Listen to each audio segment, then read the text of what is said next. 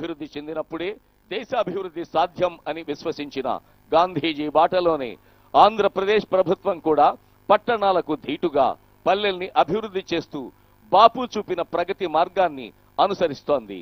రాజధాని కోసం స్వచ్ఛందంగా భూములు ఇచ్చిన రైతులకు కేటాయించిన ప్లాట్లలో అంతర్జాతీయ స్థాయి సౌకర్యాలను కల్పిస్తోంది. తాగునీరు, మురుగునీరు, వాననీరు వేర్వేరుగా ప్రవహించేలా భూగర్భ వ్యవస్థను ఏర్పాటు చేస్తోంది. ఇక తదుపరి వేదికను సమీపిస్తోంది విద్యాభ్యాస విధానాలను వివరిస్తూ రూపొందించిన పాఠశాల విద్యాశాఖ శకటం మనల్ని అలరించేందుకు ఇలా వేదికను సమీపిస్తోంది. మేధో వికాసం, శారీరక దృఢత్వం కలగలిసిన విద్యా వ్యవస్థ నిర్మాణమే లక్ష్యంగా ఆంధ్రప్రదేశ్ ప్రభుత్వం ప్రణాళికాబద్ధంగా పనిచేస్తోంది. ప్రభుత్వ ఆశయం మేరకు ఆంధ్రప్రదేశ్ రాష్ట్రాన్ని నాలెడ్జ్ స్టేట్ గా, నాలెడ్జ్ హబ్ గా తీర్చిదిద్దేందుకు విద్యాశాఖ కృషి చేస్తోంది. పాఠశాలల్లో 4,848 కోట్ల రూపాయలతో మౌలిక వసతుల్ని కల్పించింది. అన్ని ప్రభుత్వ పాఠశాలల్లో మారుతున్న కాలానికి అనుగుణంగా ప్రాథమిక స్థాయి నుంచే కంప్యూటర్, డిజిటల్ తరగతుల్ని నిర్వహిస్తోంది. 10వ తరగతిలో ఉత్తమ ఫలితాలు సాధించిన విద్యార్థుల్ని ప్రోత్సహించేందుకు ప్రతిభ అవార్డుల్ని బహూకరిస్తోంది. బడికొస్తా పథకం కింద ఆడపిల్లలకు ఉచితంగా సైకిళ్లను అందజేస్తోంది. ఇక తదుపరి వేదికను సమీపిస్తోంది అటవీ శాఖ అమలు చేస్తున్న పథకాలు, సాధించిన లక్ష్యాలను ప్రతిబింబించేలా తయారు చేసిన శకటం అటవీ శాఖ శకటం వేదికను సమీపిస్తోంది. వనాలే జనాలకు రక్ష అని భావించే ఆంధ్రప్రదేశ్ ప్రభుత్వం వినూత్న పథకాలతో అటవీ విస్తీర్ణాన్ని పెంచేందుకు ప్రయత్నాలు చేస్తోంది. ముఖ్యమంత్రి సూచనల మేరకు 2029 నాటికి హరితాంధ్రప్రదేశ్ గా తీర్చిదిద్దడమే లక్ష్యంగా ప్రణాళికాబద్ధంగా పనిచేస్తోంది. అటవీ విస్తీర్ణాన్ని పెంచేందుకు టన్నుల కొద్దీ విత్తనాలు అటవీ ప్రాంతంలో చల్లడంతో పాటు అడవుల్లో నీటి సంరక్షణ చర్యలతో ఇతర రాష్ట్రాలకు ఆదర్శంగా నిలిచింది ఆంధ్రప్రదేశ్. ఇక తదుపరి వేదికను సమీపిస్తోంది ఉద్యానవన శాఖ శకటం. ప్రభుత్వాలు ప్రవేశపెట్టిన పథకాలను, వస్తున్న ప్రతిఫలాలను ప్రతిబింబిస్తూ వేదిక ముందుకు వస్తోంది రాష్ట్ర ఆరోగ్య, వైద్య, కుటుంబ సంక్షేమ శాఖ శకటం. ఆంధ్రప్రదేశ్ ప్రభుత్వం ప్రజల ఆరోగ్య పరిరక్షణకు పాటుపడుతూ ఆనందమయ జీవితానికి బాటలు వేస్తోంది.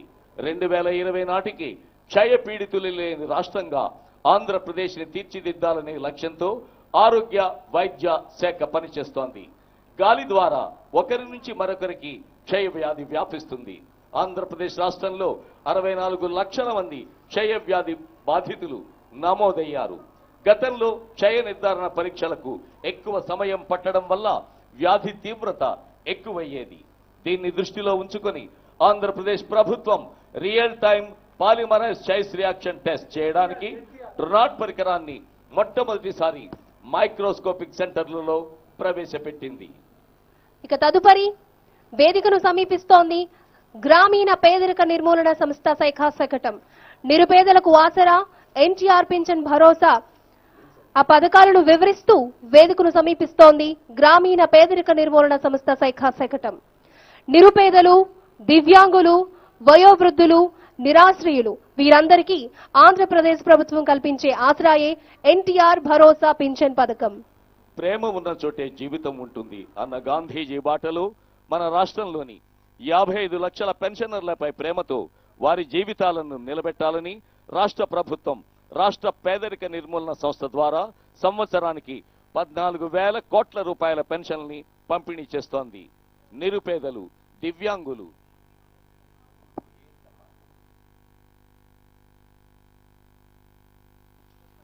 గూడు లేని పేదలకు పక్కా గూడు కల్పించాలనే బృహత్తర ఆశయంతో ఆంధ్రప్రదేశ్ ప్రభుత్వం వివిధ పథకాల్ని అమలు చేస్తోంది. 2022 నాటికి అందరికీ పక్కా ఇళ్లు కల్పించాలనే లక్ష్యంతో ప్రభుత్వం పనిచేస్తోంది. ఇప్పటి వరకు గ్రామీణ పట్టణ ప్రాంతాల్లో అనేక ఇండ్లను నిర్మించింది. ఎన్టీఆర్ గృహ నిర్మాణ పథకం, పిఎంఏవై ఎన్టీఆర్, ప్రీ ఎన్టీఆర్ గృహ నిర్మాణ పథకంలో భాగంగా గృహ నిర్మాణాలు జరుగుతున్నాయి.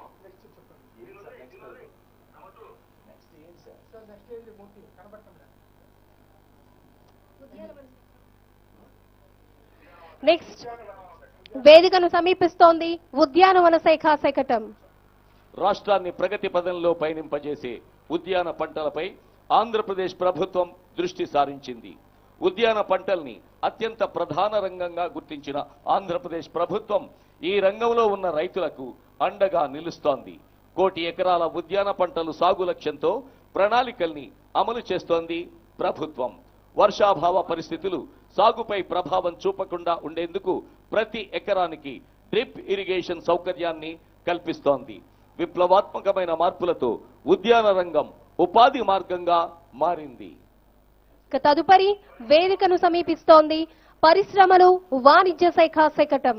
ఆంధ్రప్రదేశ్ రాష్ట్రంలో పరిశ్రమల స్థాపనకు అనుకూల వాతావరణాన్ని ఏర్పరిచి విదేశీ పెట్టుబడులు ఆకర్షించేందుకు రాయితీలు ఇవ్వడంతో పాటు అనేక పాలసీలను ప్రవేశపెట్టారు.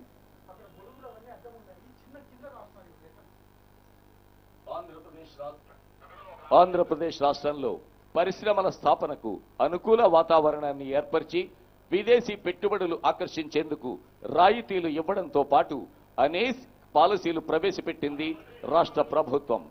2020 నాటికి తయారీ రంగంలో 2 లక్షల కోట్ల పెట్టుబడులు సాధించాలనే లక్ష్యంతో పనిచేస్తోంది. కొత్తగా స్థాపించే పరిశ్రమల ద్వారా 10 లక్షల ఉద్యోగాలు కల్పించే దిశగా ప్రభుత్వం చర్యలు తీసుకుంటోంది. వ్యవసాయం, ఆహార శుద్ధి, ఏరోస్పేస్, రక్షణ రంగాలలో తయారీ, రవాణా రంగంలో విడి విభాగాల తయారీలు అవిరళ శ్రద్ధ కనపరుస్తోంది రాష్ట్ర. తదుపరి వేదికను సమీపిస్తోంది ఆంధ్రప్రదేశ్ ప్రభుత్వం చేస్తున్న కృషికి సమాచార పౌర సంబంధాల శాఖ శకట రూపంలో మన ముందుకు తెస్తోంది.